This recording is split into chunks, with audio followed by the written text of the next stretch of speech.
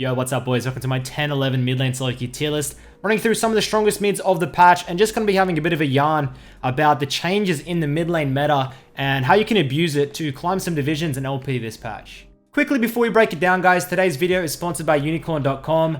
This website is going to be allowing you to back yourself with real money in solo queue to win on things like just simply getting a match win, going on a hot streak, keeping your deaths down to a minimum. You put money on yourself and you can win real money. When you sign up and deposit, use the code word Midbeast300. For example, if you put $20 in, you'll be getting $80 to start with. I'll put a link in the description below.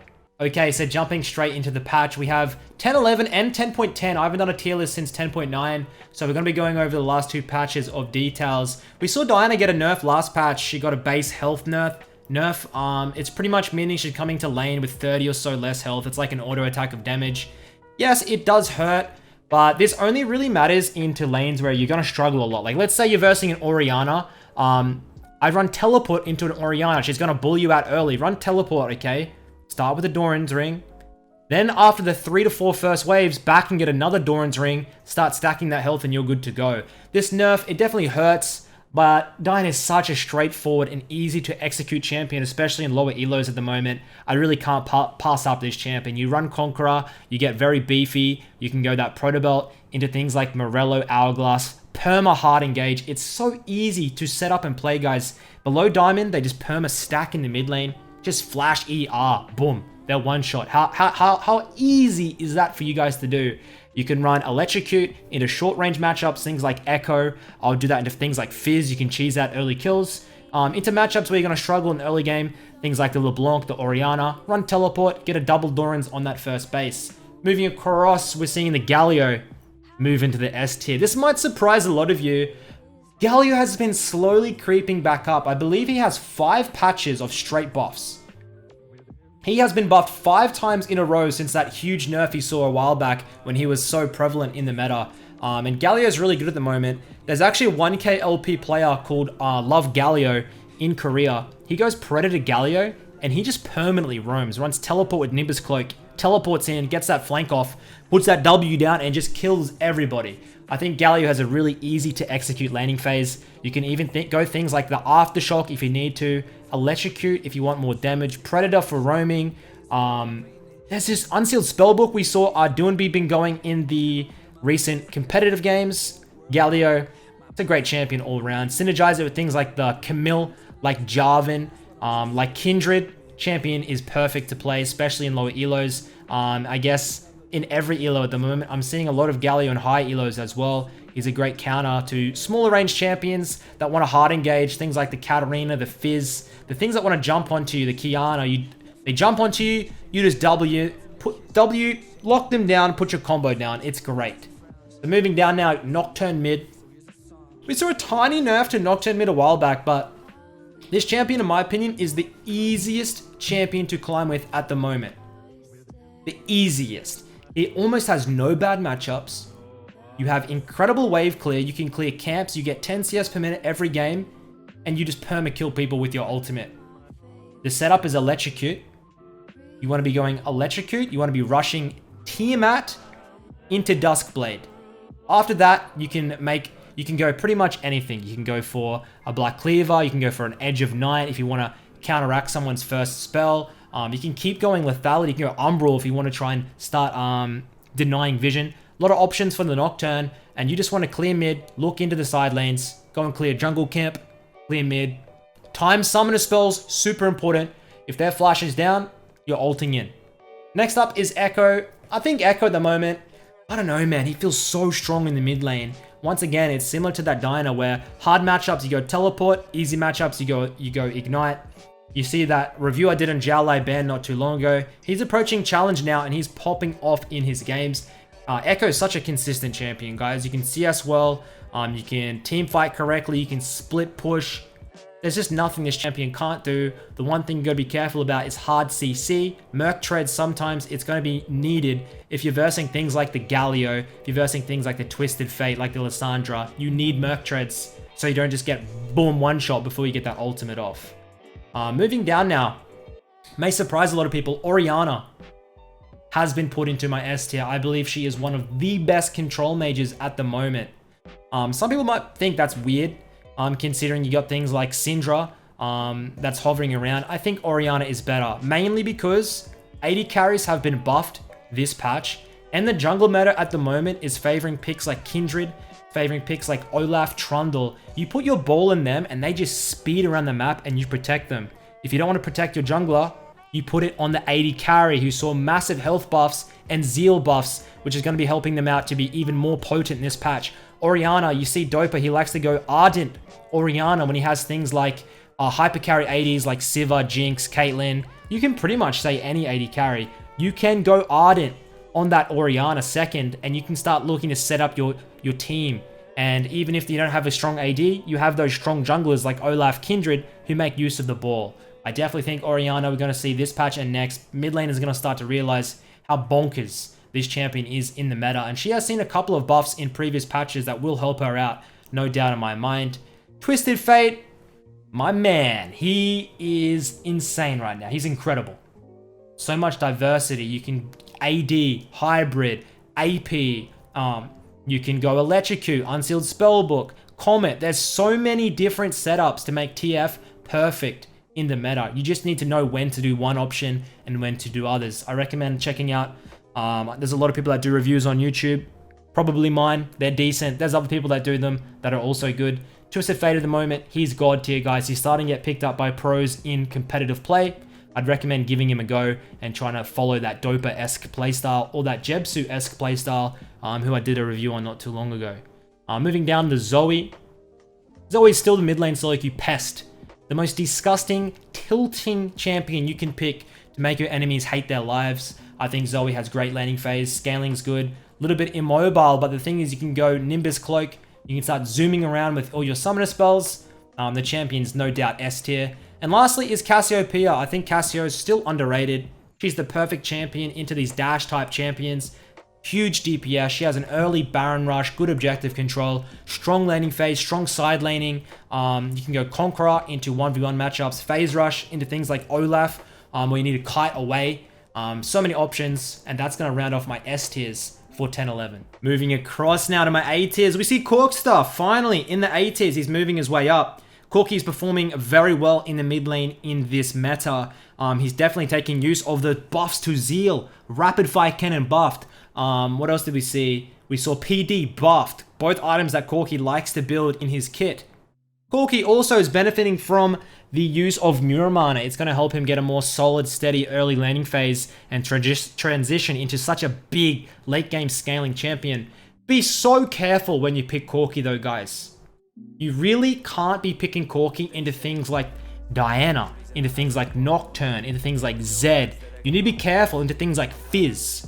Corky is best when you get a free farm lane. You go Cull, you scale into the mid lane, get that Muramana, get that Triforce, get that Rapid Fire, and just get IE and just start firing shit off.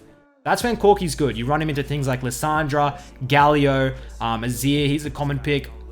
This champion is super good in the right circumstances, but in the wrong ones, he can be terrible. So just be very cautious of that. We saw Talon. He actually got a bit of a touch-up, finally. Talon is going to be having more mana costs early and less sustain. This is beautiful. Does this mean Talon is bad? No. Talon is still a great low elo stomper. The higher you go, the worse he becomes, in my opinion. Almost unplayable in Challenger. There's still some Koreans and Chinese players that can make it work, but with things like Galio, with things like Nocturne, with things like Lissandra, Talon is slowly starting to fall off, thank God. A champion that saw a small nerf this patch is Syndra. 2 seconds increased onto her E. Very interesting. I'm not sure. I used to max W on Syndra.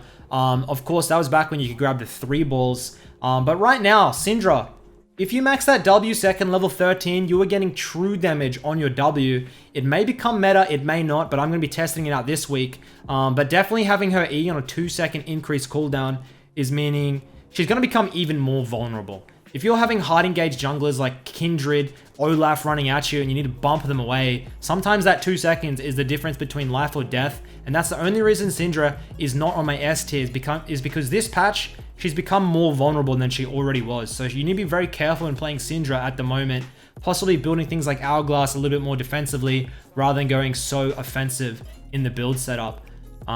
Victor actually making his way up into the A tiers. I've been playing more and more Victor into things like the Galio, into things like the Cassiopeia and the Zoe, even Twisted Fate, and I've been doing very well. I think Victor's pretty underrated at the moment. If you get, and that's if you get that nice solid early laning phase, you go Futures Market, get your Hex Core upgrade, there's not many champions that are going to be out damaging you in the mid-late game.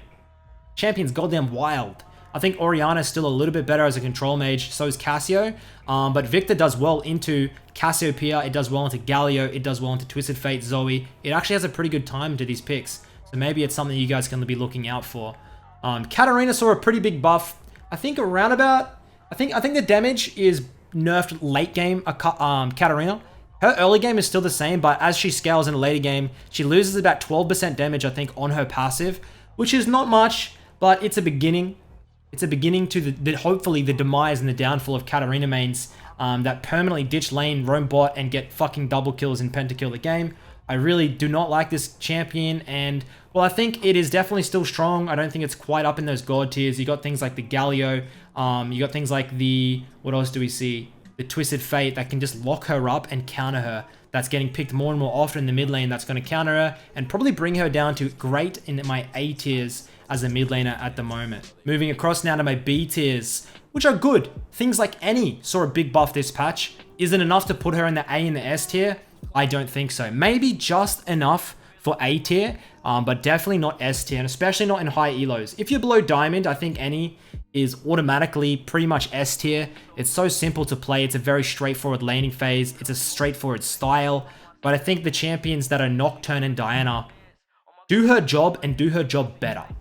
Diana is much easier to engage. It has a lot more damage, a lot more survivability, more mobility, and same with Nocturne, better wave clear, better all-in potentials, to be honest, guys. But if you are looking for something a little bit more easy to play, Annie definitely could be your go-to, as she saw a bit of a buff to her ultimate this patch.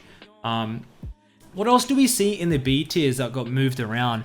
Yasuo could be underrated. The Zeal changes, of course, Yasuo likes to go Phantom Dancer. A little bit of extra movement speed on him. Is that going to help? I mean, slightly, yes, it will help. But I don't think it's quite enough to push him to A and S tier. He's going to need that Gragas, that Lee Sin setup, that Alistar setup still for Yasuo to be worthwhile in the mid lane. Otherwise, it's a little bit too awkward to set that ultimate up and make it an A or S tier pick. Lucian saw a small buff. Lucian mid is strong. Lucian mid is good.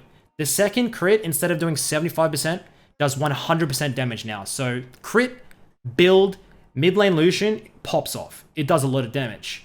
The thing with Lucian is if you don't snowball, and you guys probably have this as well, especially when we saw Lucian tops pop up. If you don't snowball and pop off on Lucian, they get picked off in the mid-late game and become useless because of the range. They dash in, get one shot, and are useless.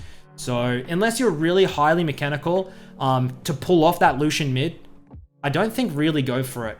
You can counter champions like the Orianna, like the Kassadin, like the Victor. I think Lucian does very well. You can dodge the skill shots and all in. But other than that, be very careful when picking Lucian mid.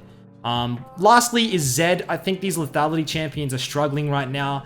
Lethality definitely isn't that good. Like, there's a lot of, you can just counter it with Seekers, guys. Everyone knows how to build. If you survive the initial burst, you're good to go. You got Hourglass, and then they fall off incredibly hard. So be careful when picking things like Zed. I'm going to do another review on Zed99 soon. He's going to go for rank 1 career on Zed only account.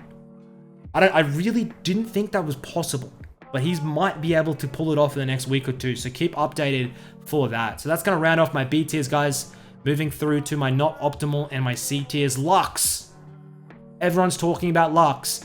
Her E slow was 0.25 seconds. Now, when you E and you hit it, they're slowed for 1 second. So a 0.75 second increase on a slow. Is it big? It is big, but Lux is still Lux. She's still super vulnerable. There's still better control mages that either outrange her, outmaneuver her, beat her in 2v2s, skirmishes. There's a lot more champions in the mid lane that are better than Lux. Lux support, though, with Aftershock, we could see a resurgence. This could be the meta once again. Lux was actually pretty much the best or second best support a while back, probably last season. Maybe, was that around about April or so? Aftershock Luck support was completely bonkers. They nerfed that a little bit. Maybe this buff's going to bring her back up. Moving down, Nico. Now, I did rate Nico pretty high a couple of patches ago, and I've been playing her a little bit more and more, and I'm just not feeling it. I don't feel as though Nico is an A or an S tier.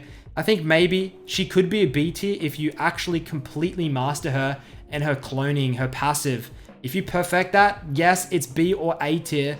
But at the moment, I'm not recommending Nico to anybody. I'd rather you pick a better champion in those A and S tiers. Pantheon, another champion. Look, if Pantheon doesn't get going early, just next it, guys. This champion is super strong in the early game, but falls off incredibly hard. There's a couple of Pantheons in Korea doing well with it. You want to synergize it with things like Zac. Things that, like Olaf, where you can I can dive in the mid lane, and you can just, like, a Zac can pounce over, and we can just blow them up and get out. But other than that, Pantheon, I don't think it's really the champion for you.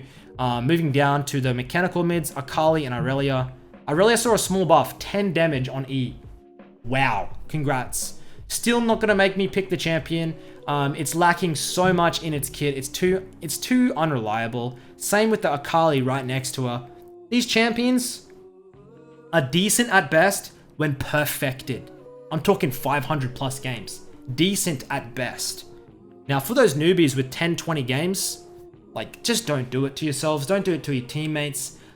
Just don't do it, guys. Pick up something easier in the S and the A tiers. Going to provide you way better results.